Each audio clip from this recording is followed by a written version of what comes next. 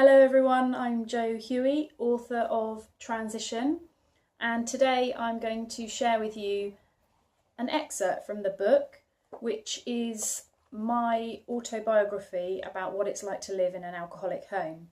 I've also combined it with some really good self-help tips, and I've shared some alcohol-aware tips, so to educate people a little bit more about what it's like to live with somebody else's addiction, somebody else's drinking. So the chapter I've picked today is chapter 25, which is all to do with Al-Anon. Al-Anon is a support group for families affected by somebody else's drinking, and it was a revelation for me, so I think this is a great chapter to read. So here we go. In September 2012, I was given a book, one that I'd read a few years previously. On rereading it, the effect was different. The book, Women Who Love Too Much, is about codependency. Codependency is about having too much emotional or psychological reliance on another person, usually found in those with an addiction. Reading it was like having a proper diagnosis. It talked about all of the struggles I had in my life. It could have been about me. The relief was unbelievable, and a huge weight was lifted from my shoulders. There were stories from other people, stories that I could relate to, from people that had grown up in an alcoholic home or lived with an alcoholic. The similarity of their behaviour was astounding. It was interesting why the book had such an effect the second time round. Why didn't I feel that way after the first time of reading it? It is true that we must be in the right state of mind to make any kind of change work. We can't make ourselves see things about ourselves until we are ready. After finishing the book, I decided to do exactly what it suggested: go to an Al-Anon group. Apparently there I would find like-minded people offering support. I thought it was a little over the top. My father had died when I was nearly 21. I was no longer living with the alcoholism. It was all years ago. What could it do me any good now? How wrong was I? It took a lot for me to muster up the courage to walk through the doors of that first meeting. I had no idea why I was finding it so hard. After all, I was no stranger to self-development and facing my issues. But this was different, and the fear was there. A mixture of tension, apprehension, and nerves. There were about 8 people in the room, all friendly and welcoming. They gave me an envelope and said there would be time at the end for questions. If I wanted to speak, I could, but there was no pressure to do so. There is always a standard format to Al-Anon meetings. Everyone is welcomed. They read out the 12 steps, which are also used by Alcoholics Anonymous. They also read the 12 traditions, and people could share then about their week. This sharing varied from person to person.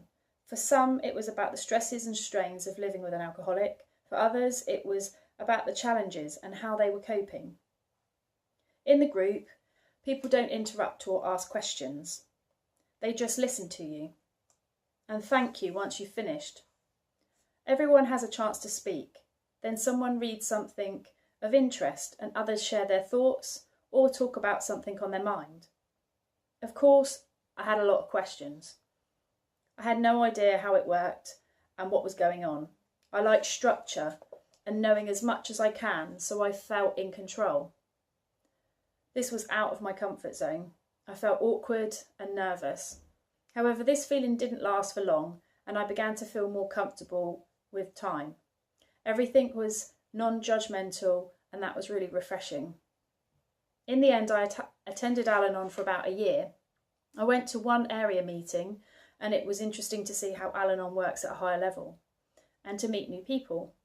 One person was my sponsor, which is recommended when you work through your problems. She had been part of Al-Anon for over 20 years, and her opinions and beliefs were in line with my own. Having a sponsor was amazing. I felt that this was the support and understanding that I'd been searching for my whole life. Someone was there for me no matter what, and understood where I was coming from. Because she had been there herself. We were so similar. I could learn from her experience of living with an alcoholic and, most importantly, see which behaviours no longer served her in a positive way. The Al-Anon programme is there to help you recover yourself and help you realise what behaviours, good and bad, you have learned from living with or being with an alcoholic. I thought the problem was my dad's. I wasn't the one that was sick. But Al-Anon opened my eyes. It was a smack in the face to read the Courage to Change book. And after going to a few meetings, I realised I was in a worse state than I thought. In my opinion, I was doing well. And to be fair, I had improved a lot over the years, but I was still in denial about a lot of things. I mean, how can you know you're in denial if you're in denial? After a time, I realised how sick I was, but became more open to accepting and verbalising things about myself.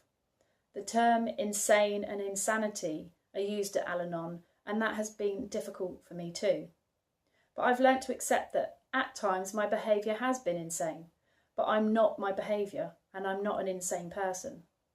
It's just that some of my behaviour over the years has fit with that word.